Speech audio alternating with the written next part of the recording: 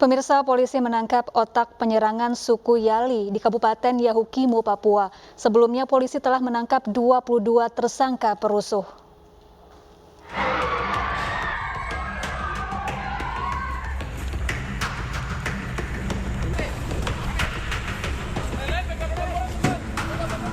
Tim gabungan Polres Yahukimo dan Satgas Nemangkawi menangkap otak kerusuhan di Kabupaten Yahukimo, Papua. Pelaku utama penyerangan suku Kali yakni Morume Keya Busup ditangkap dini hari tadi di Jalan Gunung Distrik Dekai, Kabupaten Yahukimo. Morume merupakan pelaku yang masuk daftar pencarian orang kepolisian.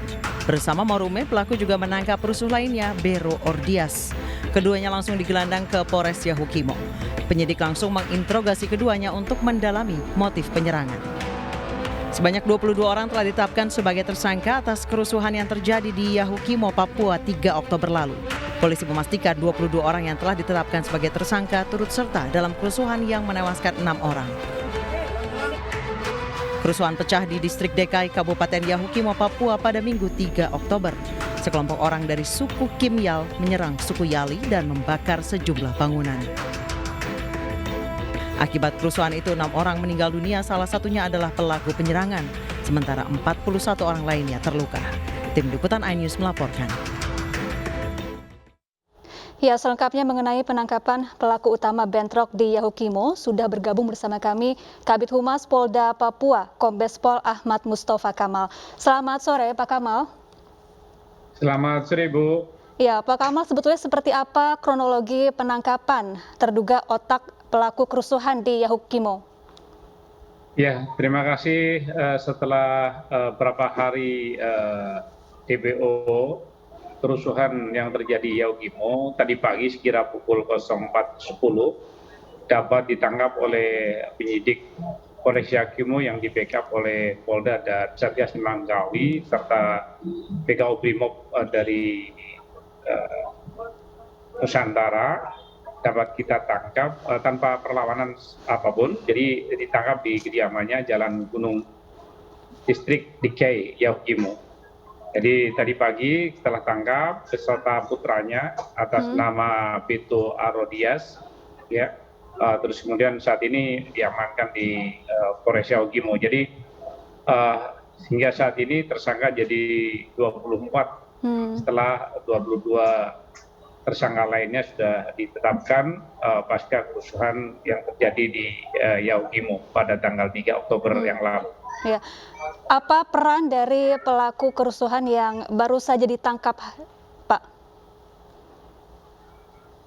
Peran dari kepala suku Kimyal, Morume Keya Busup ini adalah yang mengajak, yang provokasi kepada warga dan beberapa masyarakat lainnya sehingga masyarakat ikut mengikuti apa yang menjadi perintah petunjuk karena dia termasuk orang yang dituakan di kelompoknya sehingga melakukan kekerasan apa yang terjadi pada hari Minggu siang yang mengakibatkan 6 orang meninggal dunia dan beberapa bangunan dibakar serta 1 unit hotel dan 2 mobil dan beberapa motor lainnya.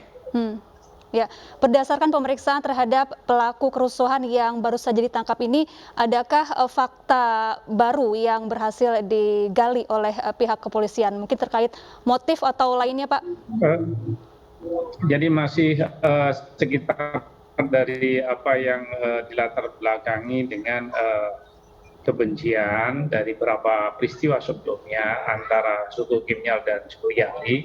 Dari momen wafatnya mantan Bupati Yahukimo lah itu yang menjadikan alasan untuk melakukan upaya-upaya penyerangan yang didesain oleh pelaku yaitu Morume Keya Busup yang mengakibatkan beberapa bangunan ludes karena perilaku dari yang bersangkutan. Ya. Jadi karena beliau ini adalah juga orang yang dituakan di kelompoknya, terus kemudian memberikan motivasi dan memberikan provokasi terhadap warga dan pengikutnya sehingga dengan sendirinya mereka mengikuti.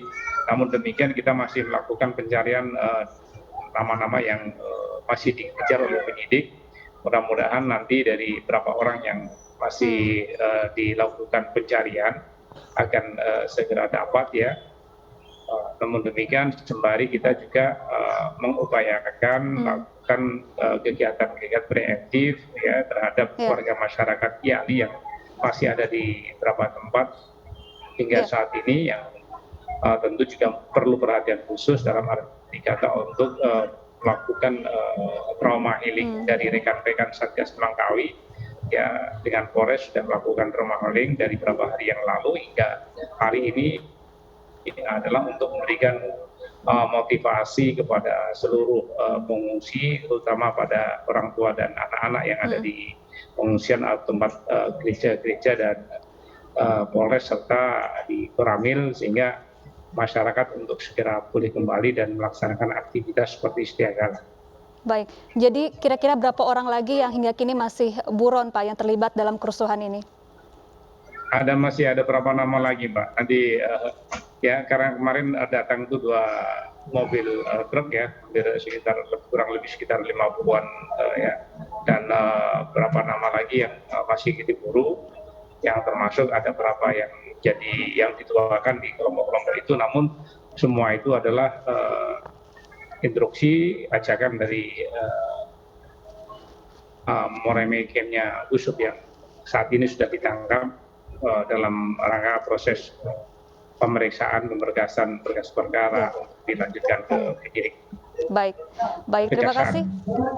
Ya, terima kasih Kombes Pol Ahmad Mustafa Kamal, Kabid Humas Polda Papua telah bergabung bersama kami di iNews Sore. Ya pemirsa, Kementerian Dalam Negeri memperbolehkan pasangan yang menikah siri untuk dapat membuat kartu keluarga. Langkah Kemendagri tersebut menuai kritik dari Komnas Perempuan.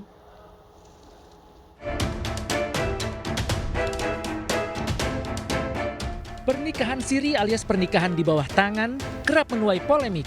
Kini polemik itu bertambah setelah Kementerian Dalam Negeri memperbolehkan pasangan yang menikah siri memiliki kartu keluarga. Dirjen Kependudukan dan Catatan Sipil Kemendagri menyebutkan, setiap penduduk Indonesia wajib terdata dalam kartu keluarga, termasuk pasangan nikah siri, namun dengan sejumlah syarat. Langkah Kemendagri menuai kritik dari Komnas Perempuan. Komnas Perempuan khawatir kebijakan ini akan membuat pernikahan siri kian menjamur.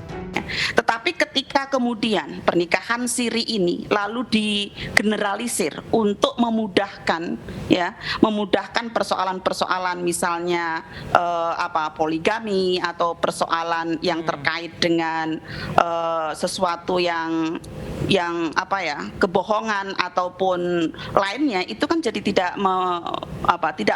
menguntungkan bagi perempuan dan anak itu gitu.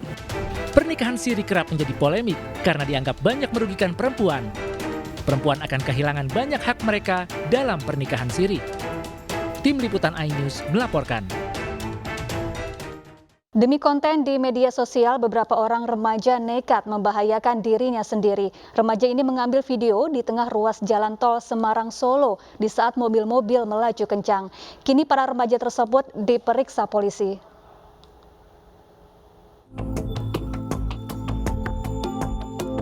Empat orang remaja berdiri dan berlari di jalan tol Semarang Solo kilometer 480. Aksi menantang maut ini diduga dilakukan untuk merekam video untuk konten media sosial. Pihak Satlantas Polres Boyolali pun berkoordinasi dengan pihak tol untuk melihat lokasi kejadian. Setelah kita melakukan pengecekan, ternyata anak-anak tersebut melewati jalur di pinggir jalan tol yang mana memang ada celah untuk mereka masuk ke dalam ruas jalan tol dan mereka bisa menyeberang di sisi seberang jalur A maupun jalur B. Dari hasil pengecekan, pagar pembatas berupa kawat berduri telah rusak sehingga bisa dilewati warga. Tapi nanti segera akan kami perbaiki untuk pengamanan pagar. Lanjut kalau CCTV nanti sambil berjalan. Itu upaya yang kami lakukan. Selain memperbaiki pagar, rencananya pengelola jalan tol akan menambah CCTV di beberapa titik. Dari Boyolali, Jawa Tengah, Tata Ramanta, iNews melaporkan.